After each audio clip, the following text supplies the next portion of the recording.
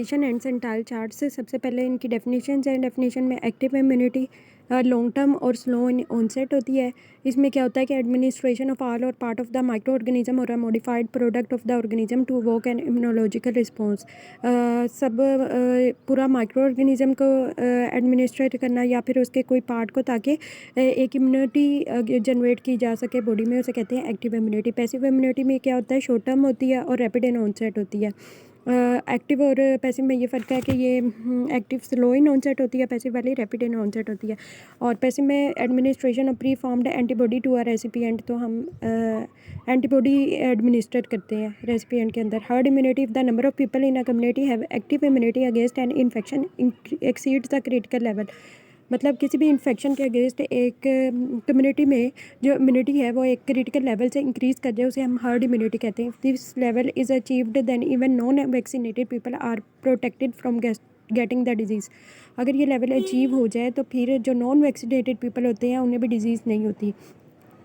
Vaccine क्या, protein similar to part of virulent organism that can be recognised by individuals immune system which then produces antibodies और cell mediated immunity against the antigen in the vaccine.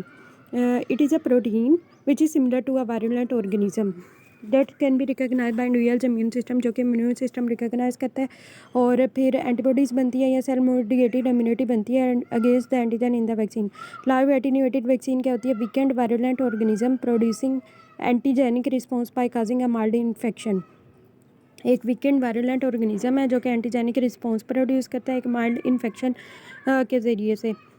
इसमें क्या होता है, produces active immunity. अब इसकी examples क्या हैं, BCG, OPV, MMR, yellow fever. ये MCQs के लिए भी याद रखनी है कि लाइव एटीन्यूएटेड वैक्सीन में BCG, MMR, OPV and yellow fever आते हैं। किल्ड और इनएक्टिवेटेड वैक्सीन में प्रिपेयर्ड फ्रॉम वायरुलेंट ऑर्गेनिज्म और pre formed antigen inactivated by heat, phenol, formaldehyde और एनी अदर मीन्स। तो हम इस किल्ड वाली तैयार कैसे की जाती है, हीट, फिनोल या फॉर्मल्डिहाइड से इनएक्टिवेट की जाती है। अब इसकी एग्जांपल्स में होती है IPV, pertussis, cholera, influenza and rabies. ये भी MCQs के लिए इंपॉर्टेंट है। IPV, pertussis, cholera, influenza and rabies जो हैं वो किल्ड या इनएक्टिवेटेड वैक्सीन है। कॉन्जुगेटेड वैक्सीन्स क्या होती हैं, when polysaccharide vaccines are conjugated with other antigens in an attempt to improve the immunological response.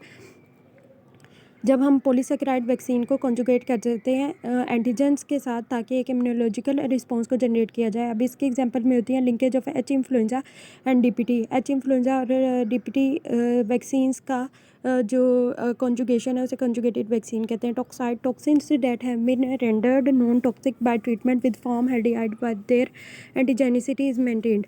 वो टॉक्सिन्स जो कि नॉन टॉक्सिक हो जाते हैं फॉर्मल्डिहाइड के ट्रीटमेंट के साथ, लेकिन उनकी एंटीजेनिसिटी मेंटेन रहती है। अब इसकी एग्जांपल में होती है डिप्थेरिया और टेटनस।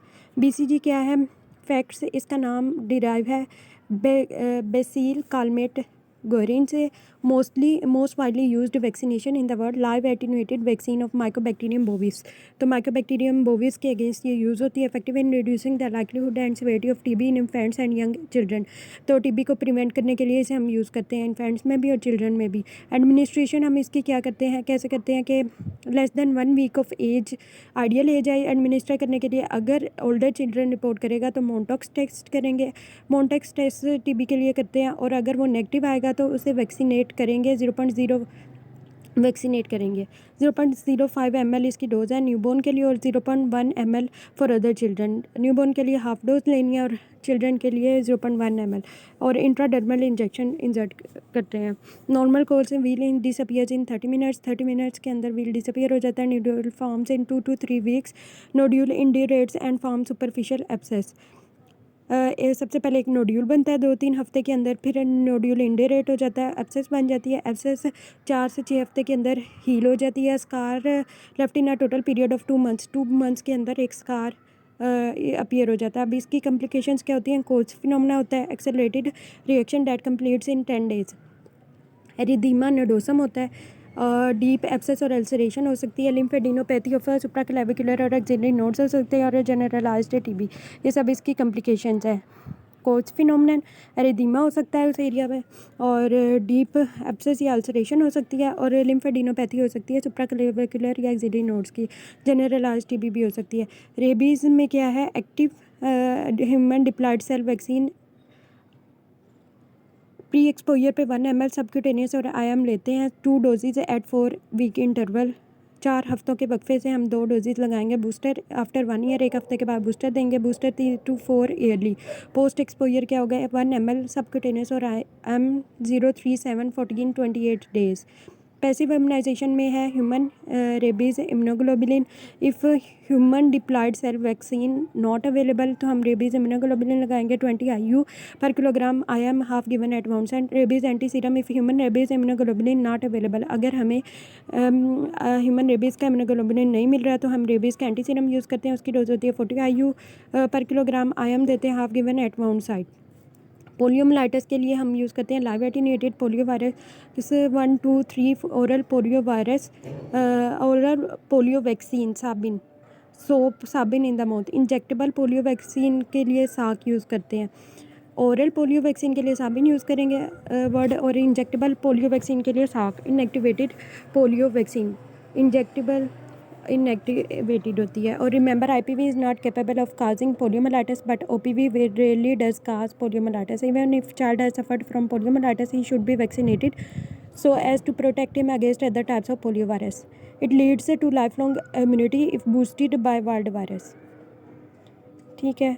इसके बाद है oral polio vaccine Sabin. Advantages इसका ईजी टू एडमिनिस्टर होता है, सुपीरियर एंटीबॉडी रिस्पॉन्स होता है, rapid immunity within 1 week होता है, provides herd immunity. Side effects इसमें ये होते हैं कि पैरालाइटिक पोलियो हो जाता है इम्यूनाइज्ड चाइल्ड में, और पैरालाइटिक पोलियो हो जाता है in close contact of immunized child.